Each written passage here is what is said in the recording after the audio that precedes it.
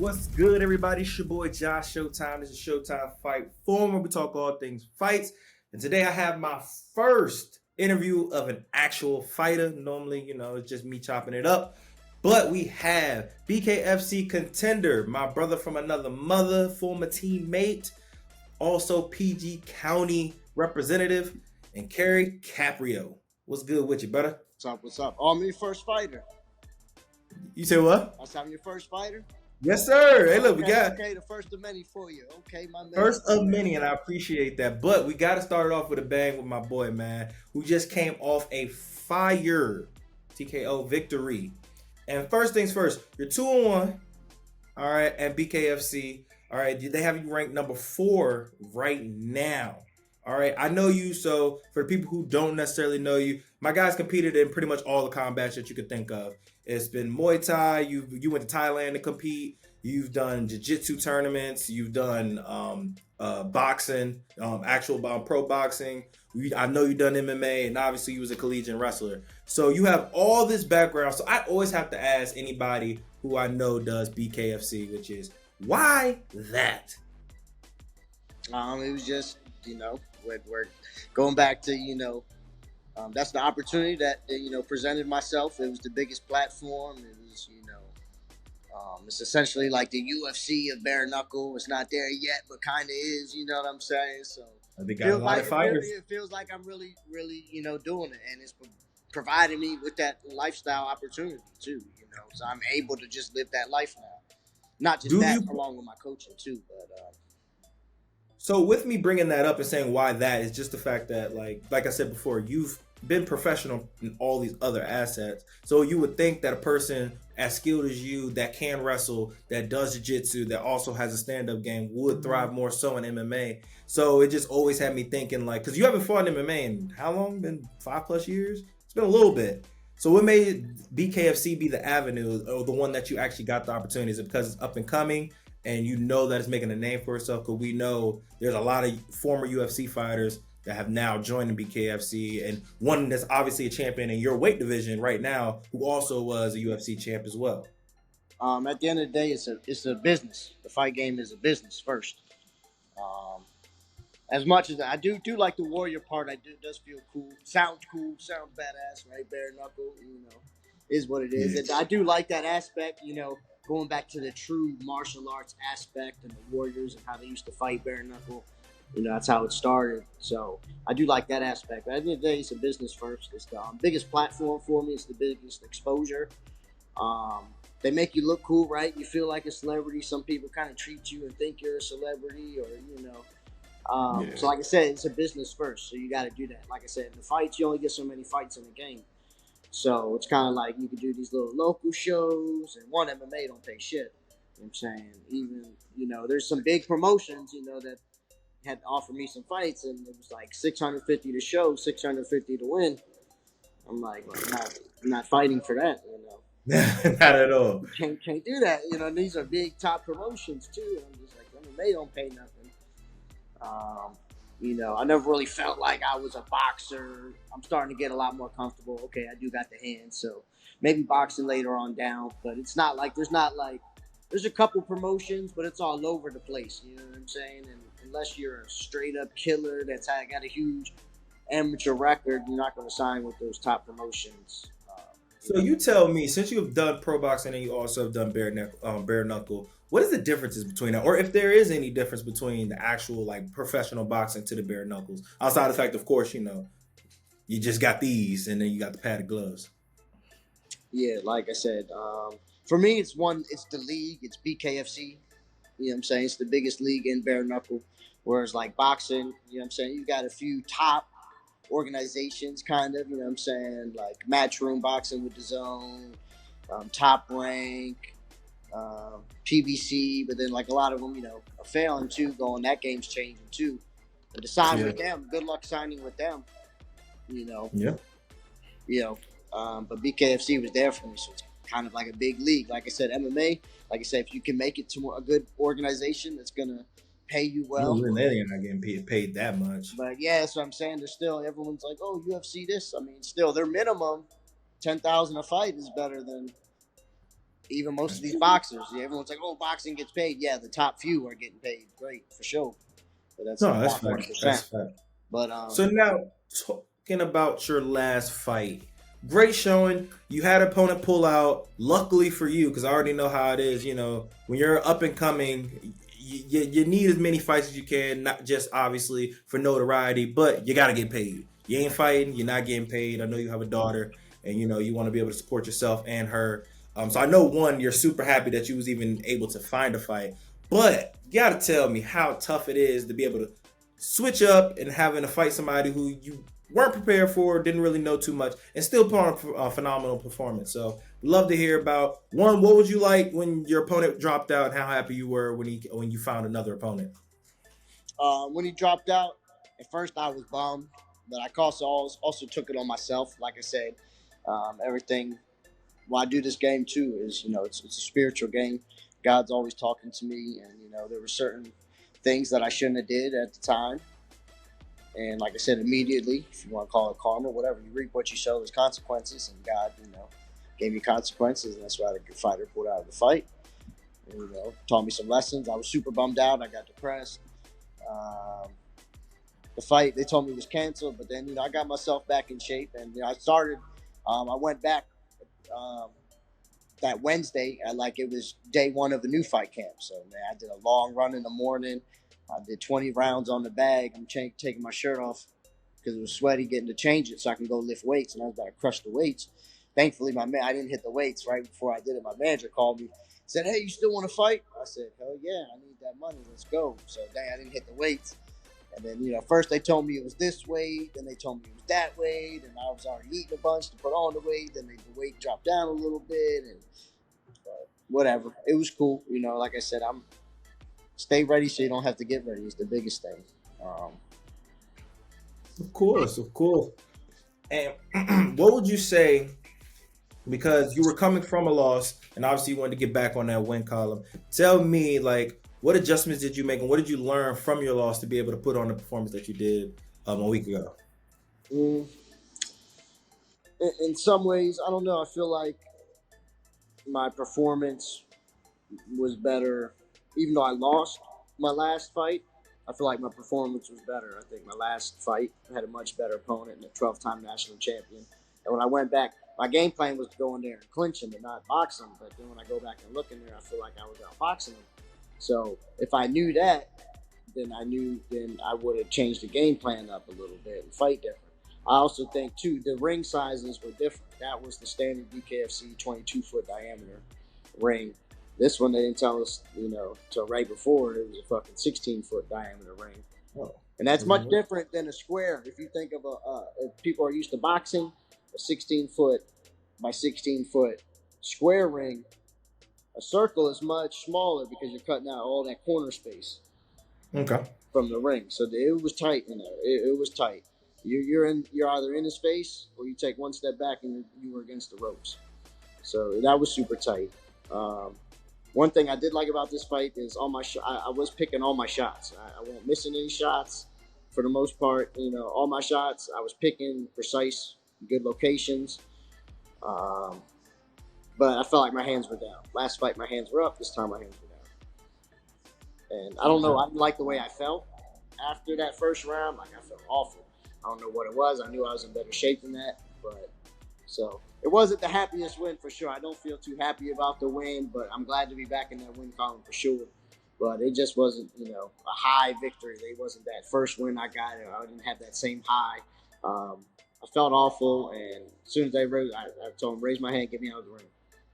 I mean, I think you're being too hard on yourself. Granted, that you should be. That's as an athlete, always got to be nitpicking. But I thought you looked good. I know it's not easy to switch opponents emotionally, then physically having to do it with the guy you do not know, you're not prepared for, not expecting, you don't know what to expect. Thought you did a great job. And honestly, I think with this lane in you and Bare Knuckle, I think you have found a lot of your vibe, which is wearing people out. Like you have a pace. And I try to look objectively instead of, me actually knowing you and think like, if I didn't know this guy, like how would I view you as a fighter? And one thing that I can say I love about your game is that you seem to pick people apart and you seem to wear on them. Like you use your cardio, use your gas tank, and we got to go into this in a little bit, which is if people don't know you, I know you, so I know this, which is that you also have Crohn's disease, which is autoimmune disease, which is very, very tough to deal with. And I've always said, and I said this even in college, where I was like, you're the toughest dude on the team, not even just because of like you are just a tough dude, but you have a whole illness that you constantly have to fight with, and you still plug through. And it's honestly very, very, tough. I mean, it's inspiring to see. Now, knowing this and seeing how you can still wear on people, put that pace on people, it's always impressive to me. Like I don't know how you do it because I genuinely couldn't. I would come up with every built-in excuse, but you do not. So you have to tell people like one, like the day-to-day life and the struggle and being able to overcome this, but then also competing with it. One, going back to that pace. That's not the game plan. I don't know. I tell you, when I spar, I'm definitely in your face. I definitely like to stalk you. I like to stay just out of range, but I like to follow you, cut the ring off for sure. But I swear, when I spar, a lot of my partners are like, oh, you run a lot. I'm like, well, I'm not trying to get hit. I do a lot of backing up, stepping out the way, circling out. I swear, in my fights, I don't take a step back. I don't know. Like at all, different brother. mindset in there. I can't help it. I swear, I train. I'm telling myself I need to step back, move out the way, but when I don't know. Once the bell's on, I don't know. My face, it's like something. You put my face to your fist, my fist to your face. I don't know. It's in my. I can't help it. It throws me off, no joke. It throws me off every time because I be thinking that you're trying to like box with people and stuff. I'm like, oh, he just wants to fight. Like, what's happening right now? It's a mindset, man. Like I said, working in law enforcement for 5 years. I don't know. When it's go time, it's go time. That's just. So I'm trying to work on pulling back, box with them, do a little sticking, working off the jab more. So I'm trying to make that the game plan. Okay. Now you can go ahead and speak on, like I said, Crohn's disease and like obviously what you have to deal with going through that. I think this makes me I have to be in the gym. One, that's going to help my Crohn's Crohn's be better, and you have to eat right as an athlete. So all this is healing my Crohn's. I'm healing myself through working out. Being an athlete, I have to work out. I have to get the proper sleep. I have to get the proper nutrition. That right there is how you heal the Crohn's. Stop eating the bullshit. Get some sleep. Work out. Go get some sunlight. Hey man, I hear you, but that bullshit be tasting good. And then I'm not. I finally also got this year everything finally fell into place where now I was slaving away. As an SBO, working 40, 50, 60, 80 hours a week, not able to train, work out. Plus I got my daughter. Now I'm only working 20, 25 hours a week. I can have my daughter with me at my job. I'm just coaching, so I'm already in the gym already every day. Around even just coaching makes me better too. Yeah, that's facts. Now, with that, you bringing up your job because I have to bring this up. You have to bring this up. We're gonna show the video. You have to explain your viral moment that I genuinely like. No joke. When I saw it before you even posted it, and I didn't really know it was you because you really couldn't see your face clearly. Then when you post, I'm like, that damn sure is this man. Like, please tell people about what happened, why that situation happened. That's every day, all day. That time just happened to go viral. This person posted it, and the right people got a hold of it and got a lot of praise for it. But that was literally all day, every day. Yeah. I just be trying, man. Either I just want people to leave, or they were stealing, and we just want stuff back. We can talk to them, get their name, whatever. Trust me, I'm not trying to lock nobody up, especially with this petty bullshit. Everybody insists on being big and bad in their way, and no, fuck you. And I'm like, yo, please, just give me the stuff back. Let's just talk about it. It's not a big deal. I'm trying to leave you. Okay. I'm going to do my job. So. People, that's the thing, too. Like, you pretty much, like, you're a small guy. Like, you outside of the tattoos, you don't necessarily look intimidating. And then also, not to mention, your work in the hood. So, like, it's obviously you're kind of a target in a way because nobody would suspect that, you fight. You've been fighting forever. And that you about all that life. You should probably leave that white boy alone in the hood. I mean, if he's getting around and getting respect, you might want to. Okay, you should probably leave him alone.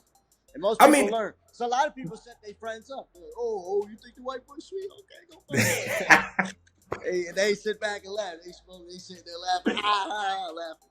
But that made people try you though, especially in the hood. You know, they'll sit here and be like, "Oh yeah, that white boy bad. You don't want to really Then do after that, nothing." they respect me. After that, they be dapping me up. Oh yeah, these guys are How tough. was it though? Like I was gonna say, like so after that joint went viral, like how was it like going back to work and like going around? What store was that? Was that Oh no, Safeway? that was thankfully that store was shut down. That was Walmart on 8th Street. Thankfully that they shut that Oh, down. that was Walmart. Yeah, That was no, Walmart. it was a little rough. We had a lot of I had a couple people coming in there with guns and whatnot, trying to threaten us. And after that, so I mean, um, I'm not even surprised. I've been to that area and I don't go.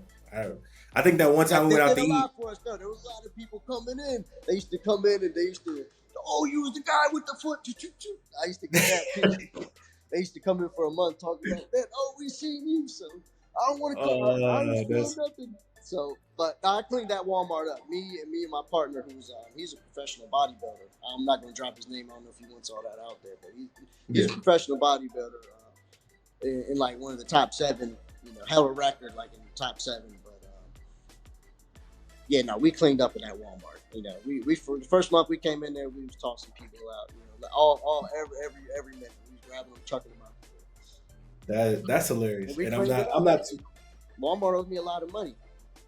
You said it was. I was talking with I was trying to get sponsored by them for some fights. Hey, that's not even a bad idea. And I seen Walmart sponsor. I don't know if it was BKFC or some fights. I swear I seen their logo on something. So they need to talk to me. All the fighting I done did for Walmart, I'm still suspended because of them. That's because DC's on an agenda, and I'm good at cleaning up crime. Hey, look, I'm with you. Walmart, y'all owe this man some money. He was giving y'all business, and he was protecting y'all business at the same time. So, Hey, sponsor me. Come on, I wear the full Walmart outfit. I'll be the Walmart. Wally World and all that, man. Hey, I'm with you. I'm on your boat. Look, let me be your agent. I got you. But hey, now I'm gonna let you go ahead. I'm gonna let you get out because I know you got some stuff to do. But one, I want you to say, what are you looking forward to next? How soon you trying to get back into the ring? And who do you want? All right.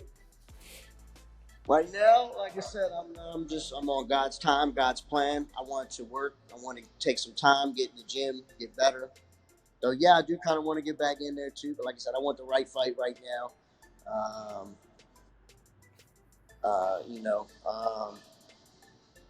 Why fight a killer for the same bag I can make fighting somebody that's not as high ranked, right? And get more experience, right?